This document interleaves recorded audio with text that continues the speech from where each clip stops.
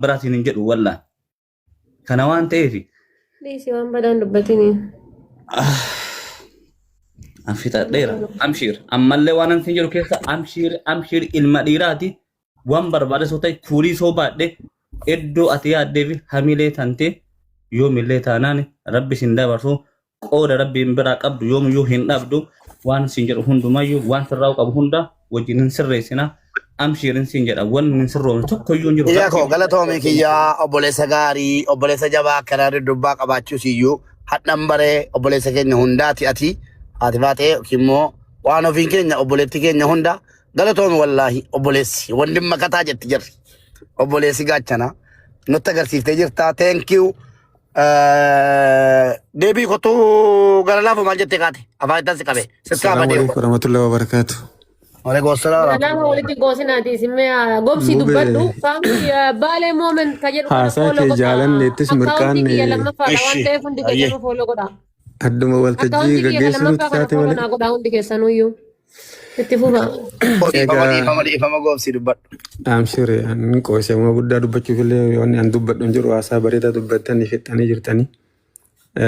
جل كبرت وانو فيتن بغميره اندر رايو أفتي آري سنلي دندمتي كر أمة سجالتو سكبجوت ديبيتي سنجتشو بربادا اتأنسي وانا جريو جراتي دوغا دبتشو في namni kenna aga kufati walitif gama doga mo walille gaddu wamba yo banne jirra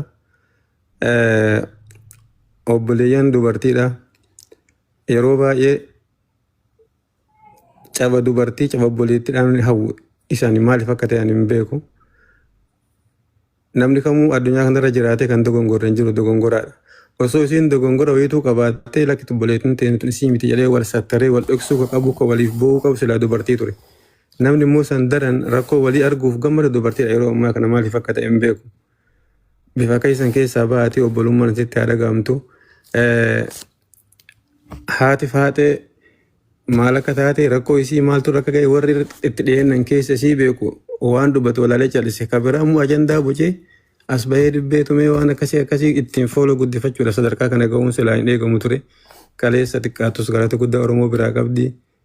nama laafaa tokkoof dhaabattee jirti dubartii mamma maqaa isaanii balleessitu kana nama meeqatu haasaa isii gorsa isii fayyadamee jireenya ofii fooyyeffataa ture silaa wanni wal qusanuu baay'ee jira hundaaf nama martuu haguma beeku dubbata irra caalatti immoo yoo shawwaan isii hamaa dubbate 50 immoo isiif iyyaa ture kasagaleen ol baay'eetiin maqaa isii balleessee dhaga'ame malee kan immoo keessatti barreeffamaan karaa adda addaatiin sagalee isiif ta'aa ture irra guddaa jechuudha. Kanaaf wanni guddaan handaamu yoo jiraate haasaa mubeen dura jechaa ture san namoota yeroo hunda gabbanii foon namaa nyaatan rakkoon Oromoo guddaan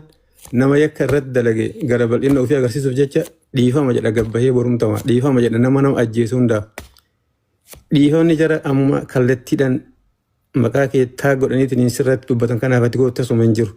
namni an balleessee yakka qabaa daangaa dabre jedhee dhufee dhiifamsi gaafate dirqama hin gootaaf.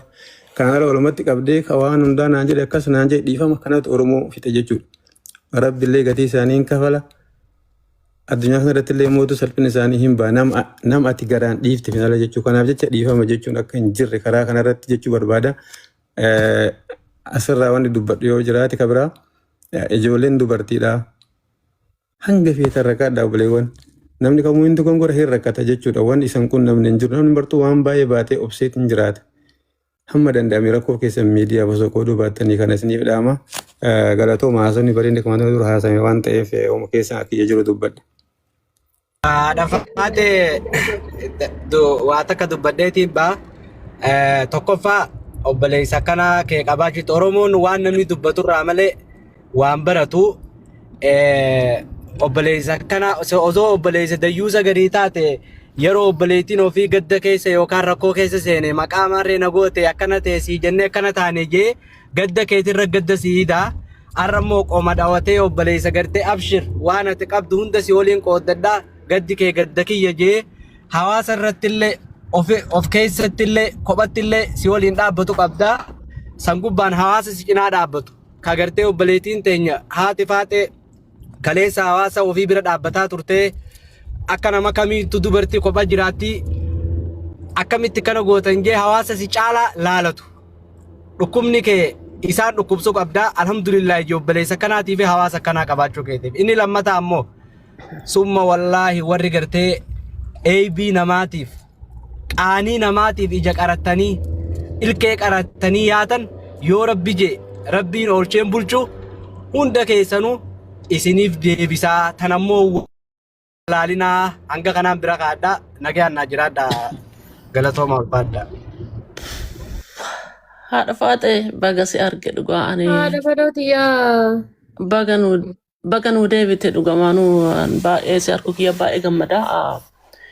Waan qoshaashaa namoonni si cabsuuf haasaa irra waa'ee isa irra gabbo'ee haasa'uun fedhu. Jabeenya kan kee waan beekaniif waan sanniin sirra godhuu yaalanii ani namoota waan kan kee badaasanii wanna godhanii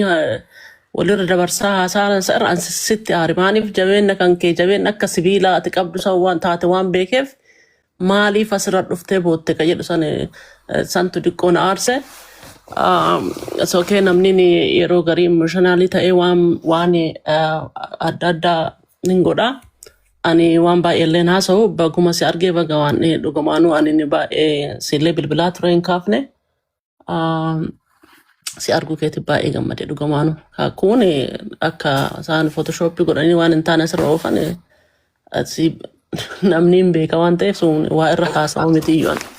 sun waan Yaa jechuun galatoomii gaariitii yaa ulfaadhu. Adi haattiin deemanii rakkoon qabu yoo gatii baasee fi haattiin zooratanii ulfaadhu siin jedha. Wallaan nama hunda gelaayyuu an obboleeyyan tiyya gelaayyuu silkiin kaan ani gizee bakka canna qabu aarii wayii qabu danda'u beektaa miiratti jiruuf karaa itti jiru san malee waan laalu silkii nama tokko jalaayyuu silkiin kaafne obboleessuma kiyyayyuu kun silkii jalaan kaafne wallaa abbaa abdallaa dawwalee nama birooti dawwalee akkasirraan waan jedhe malee nama tokko jalaa silkiin kaafne saasanitti. Dhiifama wallaahi. Baguma deebite garuu baguma warroonni sin jaalanne waa isaan fedhan asirraa si balleessuu fedhanii waan sanniin baga mirkaneessaniif ani wanti guddaan sin jedhu ati nuun beektaa bakkan kenni waa akkanaati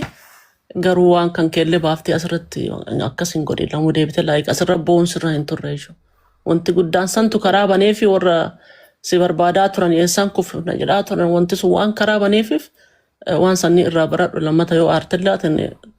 laayifii kan kee cufadhuuti boottallee iyyitallee jettallee mana kan keetitti fixadhuuti as deebi'ee baay'ee si jaalannaa namni baay'ee si jaalataa dhugamaanuu nama hagoo ka waa'ee kan kee farsaa ture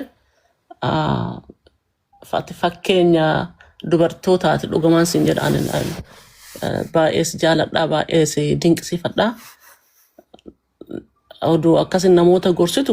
atakkas ta'uun kan keessumti xiqqoona dhagame malee kan namoota dhiise waan baay'ee asirra godhan waan ta'eef jabaadhu dhugamaanuu. Okay, shi jaaladhaadha badhuutiyyaa. Fatiyaa dubbadhu mee Fatiyaa firii Fatiyaa dhaara namni hundi Fatiyaa dubbadhu. Fatiyaa nyaamas naatin fadhi gwaallen. Yaa firii Fatiyaa dhaaranii Fatiyaa dubbadhu. Guys, naani obboleetti tiyya kunoo naanii fi qirtayyeetu tana fooloo naa godha siisterii tiyya tunis. Maatii hedduu asirraa qabaa bar ol bayanii mul'atan malee. Abbaadha faatee kophaadhiin dubbadha. Dubbadhu ishee naanii fooloo naa godhani guys. Dubbadhu naaniyyee.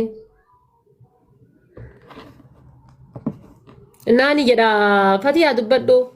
Yoo Fatiyaan dubbachuu hin dandeenye namni biroo kan carraa hin arganne nu jira. Kalas Fatiyaan hin jirtu abaasarri dubbadha. Assalamu alaikum warahmatullahi wabarakatuh.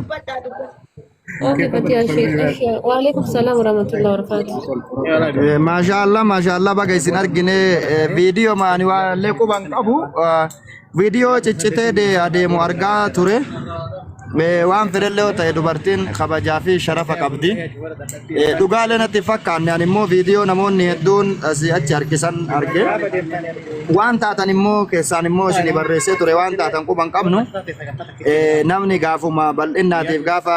wanni waliin deemurra gaafa waa namatti galan gadda namarraa qoodachuun maal taate jechuun waanuma kaleessa jiru waanuma walirra dhaabatuun kaleessa jiru. waa hundaafuu akkuma kanama jaalatu jiru kanama jibbullee miidiyaa kanarra waan jiru waan ta'eef waan isinitti dhagahame hundallee miidiyaa kanarratti osoo hin ta'in keessumaan osoo laallataniillee bareeda taaniiti namni mul'ata qabuu fi namni dubbata qabu waa mudannoon isaa nama mudanne jechuun hin danda'amu. Mudannoon eenyuun mudata. Mudannoon sun immoo akkuma gaafa sa'aattiin jette jedhanii isin bokoytee galtee jennaaniin kun albee fuudhaa jedhee kun waa obaasaa jedhee maal jedhee baga amaaqunni na bokoysee badaa kiyyaa mishaa kiyyayyuu addaan naa baasee jetteedhani sa'aattiin namni nama jaalatuu fi kan nama jibbullee gaafa waa akkanaa namatti gale nama arganii kan nama mormatuu fi kawaa ta'ullee garuu galuun bareedaa fira ofii arganii haga namni namaa yaadda'u namni bira taree wanni inni shaamizii suuraan keessan irra jiru fa'a baarakallahu fiikum hojjataa ture kennaa guddaa rabbi isinii haa kennu inshallah rabbi khairii haa godhu du'aa ima isinii goonaa nullee baay'ee tokko isin qabanya maaliif yatiima bira dhaabattanii haraamila bira dhaabattanii rakkataa bira dhaabataa turte sagalee odoo ofiin ta'in nama ta'aa turte bira jirtaa fi miti hundaafuu inshallah khairiitii taan inshallah anillee sa'a kanarraa gabaruutitti inshallah ni barara harama achitti du'aa siif kadhaa abshirii siin jedha warroonni du'aa nu biraa qabdaniif isinillee abshiraa isiniin jedha anillee amma kinoo bararu yoo rabbi naa fedhe kinoo amma finfinne malaa jira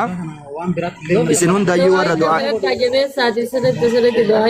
wallahi harama jala isinii kadhaa inshallah harama jalatti isinii kadhaa inshallah abshiruu isinii fi faamilii keessanillee warra achi jiru hundayyuu wallahi wanna biraa miti seenaan man biraallee yoo dagatame namni ofii kun gaafa halkan gaafa akkasi ati booyaa bultee mucayyoo haadha jala obboleessi ajjeesee sun bichaan seenaa guddaana halkan san akkasi booyaa bultee akkasitti wallahi halkan akkasi laayif irra bultee mucayyoo san akkasi qarqaaruu sun namni ofii waan numa namaa godha kanaafi abshiri siin jedha inshallah du'aa isin hundaan dagannu rabbiin muraada isinii haa guutu baay'ee tokko qalbiin nu badde immoo waan ta'ellee ta'u sabbaru numatu caalaa waan laallamuu fi waan haasaamu yoo ta'e keessa nu oolcha akka nama tokkootitti inshallah nullee keessa oollee ilaalla taani abshiru numa jira waa hundaanuu waliif jirra wal bira jirra gaddaa fi gammachuullee walirraa qoodannaa isinitti hin dhagahamini gaafa gammachuu bichaa isinin jaalannu gaafa gaddaallee isin bira jirra jechuun affeerraa kooti. هذا وصلى اللهم وسلم على سيدنا محمد وعلى اله واصحابه اجمعين غلطوما سنين جدا بارك الله فيكم وري فولو جرا سن غوتن اللي غلطوما والفاده استاذك يا فتيه دبدو فاميلي ور اسر رجل هندا حق استاذ امباتو غوبسي ها دبداسو هندا سا فولو غدا ور اسر رجل كان ترغداتي فولو غدا ور اسر رجل هندا يو فولو غدا سيستري فولو نا غدا ني ميكو مسدي ففرا سنتو سيستري فولو نا غدا ني ناني follow na godani account reef banatti account shi haraya follow na godani Fatia dubbachuu sitti mijanne Ada Fatee ko baga dagaan dhuftee lubbuu baga jiraattee ani waa hedduulle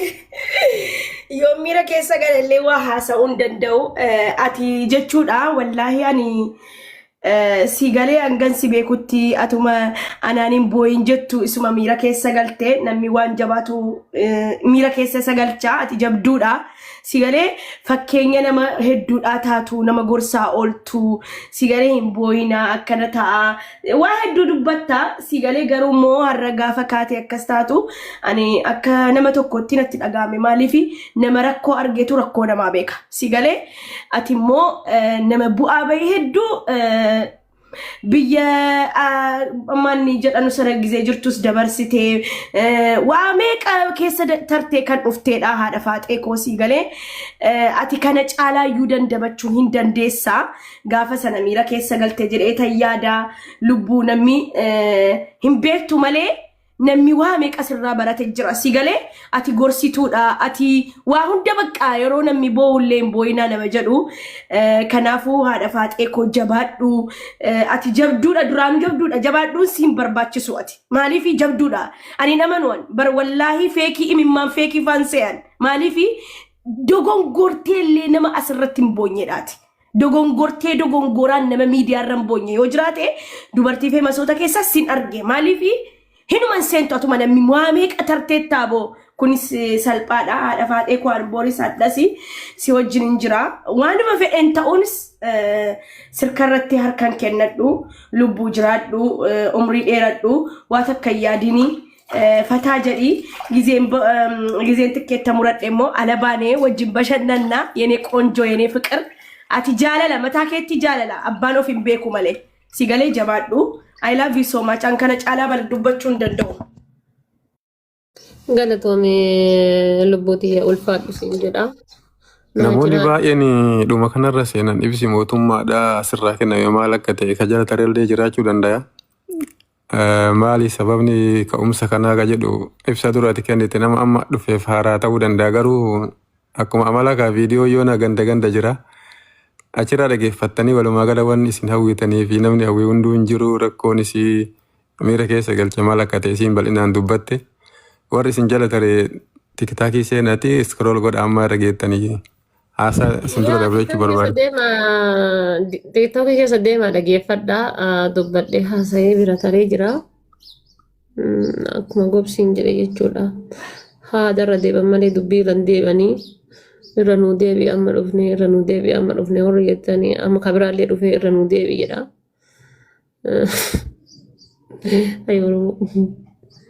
Maal jedhee irra deebi'ume maal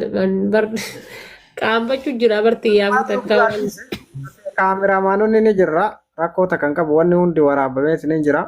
Paartii 1 2 3 4 jennee akka itti galchine dhiifna rakkoota kan qabu warroonni gartee isin jala tareetiin hin jedhe sagaleen amma waraabamee inshaallah.